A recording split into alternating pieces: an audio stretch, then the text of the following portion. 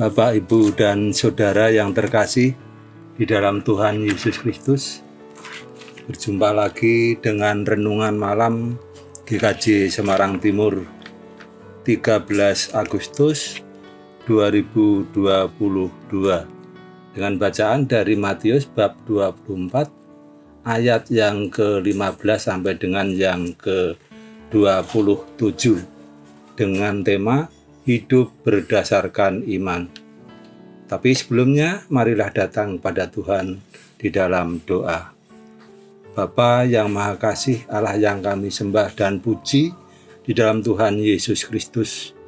Bapa, malam ini kami akan merenungkan sebagian firman Tuhan. Berkati kami supaya kami mengerti apa yang Tuhan firmankan pada malam ini. Tuntun kami melalui Roh Kudus-Mu Tuhan, lembutkan hati kami, buka mata hati kami Tuhan, agar kami semakin mengenal Tuhan dan Tuhan mengenal kami semua. Ampuni dosa kami Tuhan, dalam Tuhan Yesus Kristus kami berdoa dan mengucap syukur. Amin. Bapak, Ibu, dan Saudara yang terkasih di dalam Tuhan Yesus Kristus, bacaan pada malam hari ini terambil dari Injil Matius bab 24 ayat 15 sampai dengan yang ke-27. Demikian firman Tuhan. Dengan perikop siksaan yang berat dan Mesias-Mesias palsu. Jadi apabila kamu melihat pembinasa keji berdiri di tempat kudus, menurut firman yang disampaikan oleh Nabi Daniel, para pembaca hendaklah memperhatikannya. Maka orang-orang yang di Yudea haruslah melarikan diri ke pegunungan. Orang yang sedang di peranginan di atas rumah janganlah ia turun untuk mengambil barang-barang dari rumahnya. Dan orang yang sedang di ladang janganlah ia kembali untuk mengambil pakaiannya. Celakalah ibu-ibu yang sedang hamil atau yang menyusui bayi pada masa itu. Berdoalah supaya waktu kamu melarikan diri itu jangan jatuh pada musim dingin dan jangan pada hari Sabat. Sebab pada masa itu akan terjadi siksaan yang dahsyat seperti yang belum pernah terjadi sejak awal dunia sampai sekarang dan yang tidak akan terjadi lagi. Dan sekiranya waktunya tidak dipersingkat, maka dari segala yang hidup tidak akan ada yang selamat. Akan tetapi oleh karena orang-orang pilihan waktu itu akan dipersingkat. Pada waktu itu, jika orang berkata pada kamu, lihat Mesias ada di sini atau Mesias ada di sana, jangan kamu percaya. Sebab Mesias-Mesias palsu dan nabi-nabi palsu akan muncul dan mereka akan mengadakan tanda-tanda yang dahsyat dan mukjizat-mukjizat sehingga sekiranya mungkin mereka menyesatkan orang-orang pilihan juga. Camkanlah, aku sudah mengatakannya terlebih dahulu kepadamu. Jadi apabila orang berkata kepadamu, lihat ia ada di padang gurun, janganlah kamu pergi ke situ, atau lihat ia ada di dalam bilik, janganlah kamu percaya.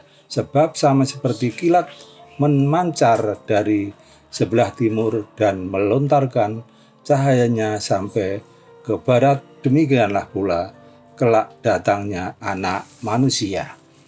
Bapak, Ibu, dan Saudara yang terkasih di dalam Tuhan Yesus Kristus, saya akan membacakan Injil Matius 24 tadi ayat yang ke-13. Tetapi orang yang bertahan sampai pada kesudahannya akan selamat. Bapak, Ibu, dan Saudara yang terkasih di dalam Tuhan Yesus, Tuhan Yesus menyampaikan khotbahnya yang sangat populer yang dicatat oleh Matius dalam Injil Matius bab 24 dan 25. Dia sampaikan secara jelas hal-hal yang akan terjadi sebelum kedatangannya yang kedua kali. Murid-murid Yesus akan diperhadapkan pada berbagai tantangan hidup, mulai dari persoalan politik, ekonomi, budaya, bahkan sampai penganiayaan karena iman mereka kepada Tuhan Yesus Kristus. Bisa kita baca dari Injil Matius bab 24 ayat yang ke-21 tadi. Sebab pada masa itu akan terjadi siksaan yang dahsyat seperti yang belum pernah terjadi di sejak awal dunia sampai sekarang dan yang tidak akan terjadi lagi. Bapak, Ibu, dan Saudara yang terkasih di dalam Tuhan Yesus Kristus, pernyataan Tuhan Yesus dalam Matius bab 24 ayat yang ke-13 yang berbunyi, tetapi orang yang bertahan sampai pada kesudahannya akan selamat. Bapak, Ibu, dan Saudara yang terkasih, hal ini mengisyaratkan bahwa akan ada banyak orang yang tidak bertahan atau tidak setia kepada Tuhan Yesus pada akhir hidupnya. Ukuran kesetiaan umat Tuhan hanya bisa diukur oleh waktu, sebab waktu dapat merubah sikap seseorang dari sikap setia menjadi tidak setia. Tuhan memberikan nasihat supaya kita tetap setia sampai akhir, yaitu berjaga-jaga. Bapak, Ibu, dan Saudara yang terkasih di dalam Tuhan Yesus Kristus, kata berjaga-jaga ini memberikan pesan supaya kita tetap atau senantiasa, yaitu yang pertama, ingat karya dan pengorbanan Tuhan Yesus Kristus. Hidup kita telah dibeli oleh Kristus melalui pengorbanannya di atas kayu salib. Dapat kita baca di dalam 1 Petrus bab 1 ayat yang ke-18 sampai yang ke-19. Jadi, tidak ada alasan untuk hidup sembarangan atau hidup semau gue, karena kita sekarang menjadi milik Kristus. Itu yang pertama. Yang kedua, Bapak, Ibu, dan Saudara, berkarya untuk Tuhan. Mengambil bagian dalam melayani Tuhan menjadi salah satu sikap dalam berjaga-jaga di dalam Tuhan. Paulus memberi nasihat kepada jemaat di Roma supaya tetap menyala-nyala dalam melayani Tuhan, yaitu bisa kita baca dari Roma bab 12 ayat yang ke-11. Yang ketiga adalah ada upah yang tersedia. Tuhan memberikan janji bagi umat Tuhan yang setia sampai akhirnya. Ingatlah bahwa upah selalu diberikan di belakang setelah seseorang menyelesaikan pekerjaannya. Bapak, Ibu, dan Saudara yang terkasih, marilah kita tetap berjaga-jaga dalam pengiringan kita kepada Tuhan Yesus Kristus. Apapun yang terjadi, tetaplah setia.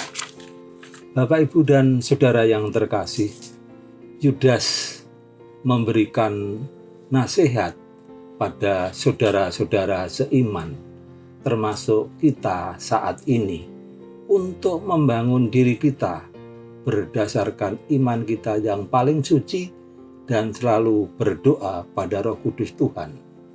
Kita supaya memelihara diri kita dalam kasih Allah sambil menanti rahmat Tuhan Yesus Kristus untuk hidup yang kekal. Dapat kita baca di dalam Yudas bab 1 ayat yang ke-20 sampai dengan yang ke-21, yang demikian firman Tuhan.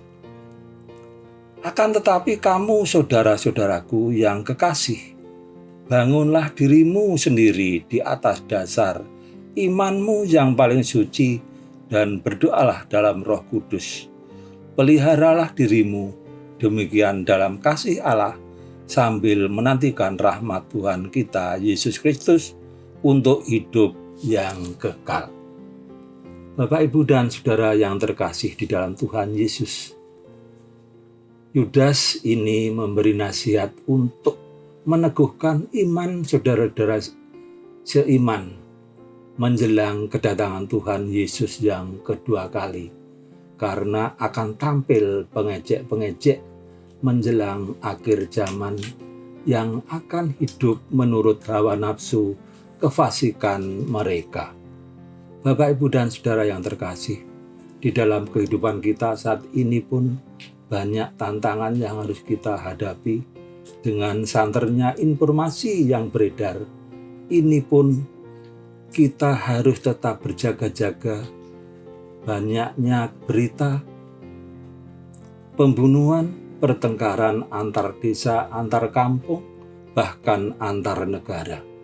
Informasi semuanya itu membuat hati kita menjadi miris, menjadi kecut, menjadi bimbang. Apakah yang akan terjadi hari-hari yang selanjutnya? Tapi pada Matius bab 24 ayat yang ke-13 tadi mengatakan,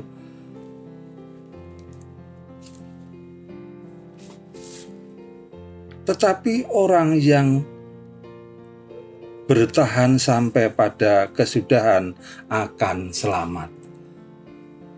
Ini mengajak kita untuk tetap bertahan sampai akhir hidup kita. Kita tetap hidup bersama Tuhan, berserah pada Tuhan agar kita bisa selamat dan percaya pada Tuhan bahwa Tuhan adalah sumber pertolongan kita. Tuhan selalu menopang kita saat kita berserah dan berseru kepadanya. Amin. Mari kita tutup dengan doa. Bapa yang bertahta dalam kerajaan surga, kami datang lagi Tuhan, kami mengucap syukur dan terima kasih atas firman-Mu malam ini. Kiranya Tuhan memberikan kepada kami hati yang terus berjaga sampai akhir hidup kami. Dan Tuhan masih mengenal kepada kami. Dan Tuhan masih mengenal kepada kami dan kami tetap mengenal Tuhan. Ampuni dosa kami Tuhan, dalam Tuhan Yesus Kristus kami berdoa dan mengucap syukur. Amin. Demikian Bapak, Ibu, dan Saudara renungan malam GKJ Semarang Timur malam ini kiranya menjadi berkat bagi kita semua. Amin.